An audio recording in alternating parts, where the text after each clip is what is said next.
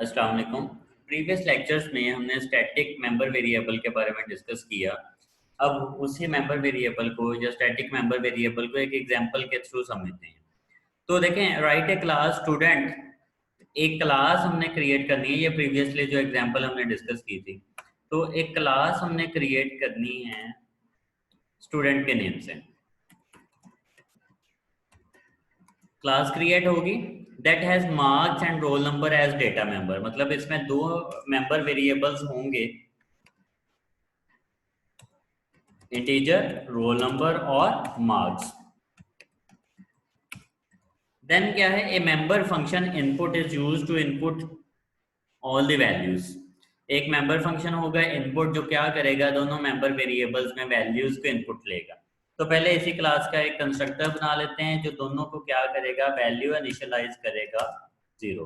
तो role number equals marks equals 0, कि दोनों का वैल्यूज इनिशियलाइज कर दो 0। उसके बाद एक इनपुट का फंक्शन बनाना है, सिंपल है, जिसमें हमने क्या करना है, वैल्यूज के इनपुट लेना है। तो C out enter roll number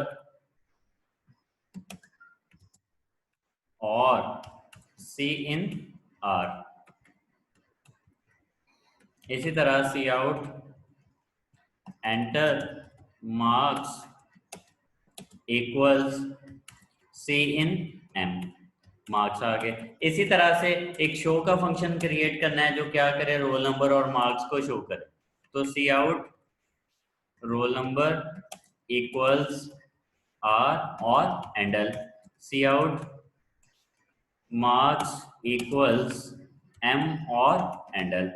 अब यहाँ तक अगर हम प्रोग्राम को चला के देखें, प्रोग्राम की वर्किंग समझने के लिए, तो वो देखते हैं किस तरह से। मेन फंक्शन है हमारे पास, इसमें हमने इस क्लास का ऑब्जेक्ट क्रिएट करना है। तो स्टूडेंट एस, एक ऑब्जेक्ट क्रिएट किया एस डॉट इनपुट। तो स्टूडेंट एस के लिए क्या होंगी, वैल्यूज इनपुट आ जाएंगी।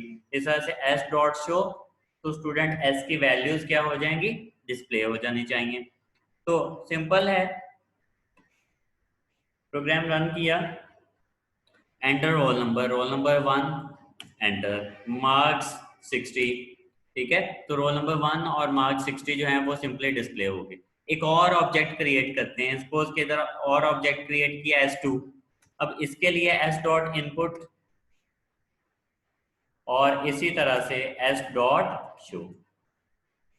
अब दो स्टूडेंट्स के ऑब्जेक्ट क्रिएट किए, रोल नंबर 1 मार्क्स आ गए जी 70। इस तरह से फिर रोल नंबर 1 मैंने दिया और मार्क्स दे दिया 90। तो अब इसमें रोल नंबर 1 दो दफा एक्सेप्ट कर लिया। इट मींस कि इधर हम क्या चाहते हैं, अगर हम स्टेटमेंट में देखें, स्टेटमेंट कह रही है each object of class must be assigned unique roll number. हमने क्या करना है, हर ऑब्जेक्ट को यूनिक रोल नंबर असाइन करना है। जबकि अभी प्रीवियस एग्जांपल में इसमें हमने देखा कि मैंने दोनों रोल नंबर्स को, रोल नंबर 1 जो है वो असाइन कर दिया दोनों स्टूडेंट्स को। तो इधर हम रोल नंबर को क्या बनाना चाह रहे हैं, यूनिक, कि रोल नंबर ऑटो इंक्रीमेंट होता रहे, स्टूडेंट्स को खुद ब खुद असाइन होता रहे। तो बहुत ही सिंपल है, हम क्या करेंगे, इधर जो हमारे पास रोल नंबर आर वेरिएबल है, इसको क्या कर देंगे, इसको हम बना देते हैं स्टैटिक। ठीक है। अब और इधर मार्क्स के साथ एक और वेरिएबल ले लिया रोल। अब आपको पता है, जैसे कि हमने पढ़ा था, कि जो भी स्टैटिक वेरिएबल होता है, क्योंकि जब हम प्रोग्राम रन करते हैं तो ये रैम के अंदर इनिशियलाइज होता है सबसे पहले, तो इसको क्लास के अंदर इनिशियलाइज नहीं कर सकते। तो रोल नंबर को हम क्लास के बाहर इनिशियलाइज करेंगे, सबसे पहले उसकी टाइप, फिर क्लास का नेम, फिर स्कोप रेजोल्यूशन ऑपरेटर और फिर वेरिएबल का नेम। वेरिएबल का नेम हमने आर रखा है इक्वल्स 0। तो ये रोल नंबर इनिशियलाइज हो गया हमारे पास 0 के साथ। अब हम क्या करना चाह रहे हैं, मार्क्स इक्वल 0, ये तो एज इट इज रहेगा। ठीक है, कि मार्क्स को वैल्यू साइन हो जाए 0। उसके बाद रोल नंबर को हम क्या करेंगे, हर वक्त हर ऑब्जेक्ट जब हम क्रिएट करेंगे तो रोल नंबर में 1 का इजाफा हो जाना चाहिए। अब 1 का इजाफा होने के बाद वो रोल नंबर जो हमने वेरिएबल रोल के नेम से बनाया है उसको असाइन हो जाए। तो अब इधर हमें रोल नंबर इनपुट लेने की जरूरत नहीं है। इधर अगर हम सिंपली देखना चाहें कि कौन सा रोल नंबर है, तो हम ये भी देख सकते हैं, रोल नंबर इक्वल्स किसको डिस्प्ले कराना है, रोल। अब देखते हैं कि इससे डिफरेंस क्या होगा, इससे फर्क क्या पड़ेगा। अब प्रोग्राम रन किया, तो अब अगर आप देखें रोल नंबर 1 खुद ब खुद लिखा आ गया, और इधर मैंने एंटर किया जी मार्क्स, मार्क्स एंटर कर दिया 60।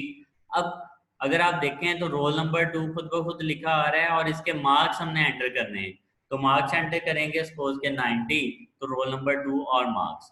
तो अब इधर क्या हो रहा है, रोल नंबर एक तो ऑटो असाइन हो रहा है, और दूसरा हर टाइम जब हम ऑब्जेक्ट क्रिएट करते हैं तो पिछले रोल नंबर में एक का इजाफा हो जाता है।